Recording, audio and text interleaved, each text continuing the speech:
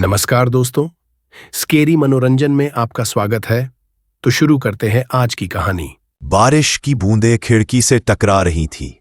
दिल्ली के एक छोटे से अपार्टमेंट में संजना कपूर अपने लैपटॉप पर झुकी हुई थी। 28 वर्षीय पत्रकार संजना का जुनून था अनसुलझे और डरावने मामलों की खोज। इसी खोज में उसे एक पुराना केस मिला, चंदन द्वीप लाइट हाउस, एक ऐसा स्थान जहां पिछले 50 सालों में 13 मौतें हो चुकी थीं।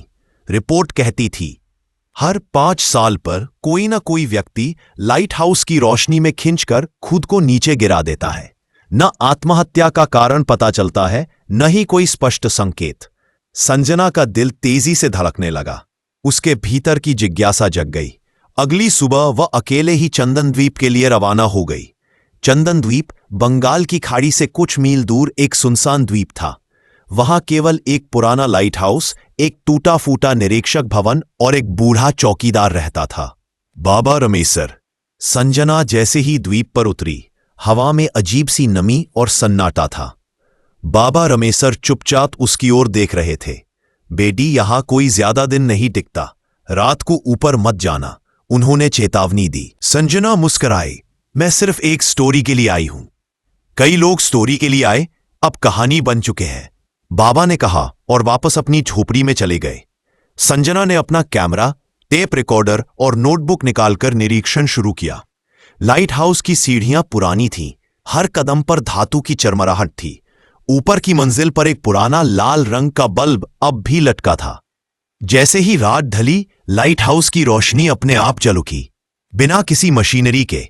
संजना की रिकॉर्डिंग में एक धीमी सी आवाज दर्ज हुई, मैं जिंदा हूं, मेरी सांसें अब भी हैं।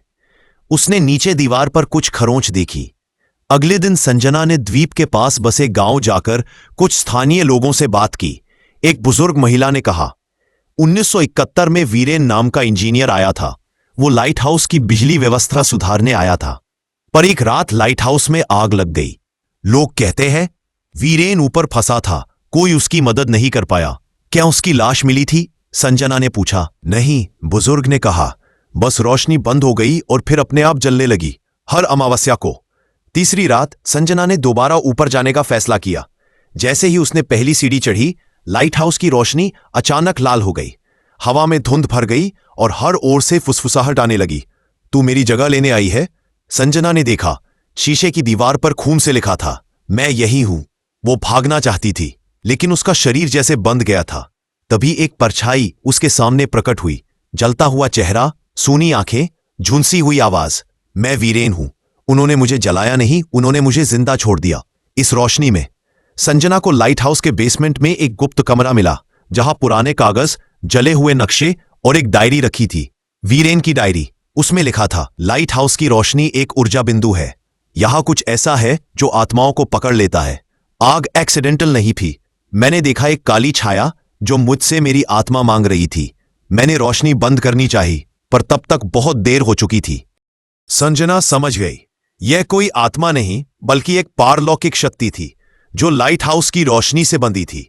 हर कुछ सालों में उसे नई आत्मा चाहिए होती थी। संजना ने फैसला किया वह इसे खत्म करेगी। उस रात वह ऊपर गई, पूरी तैयारी के साथ, कैमरा, हनुमान चालीसा और रोशनी बंद करने का यंत्र।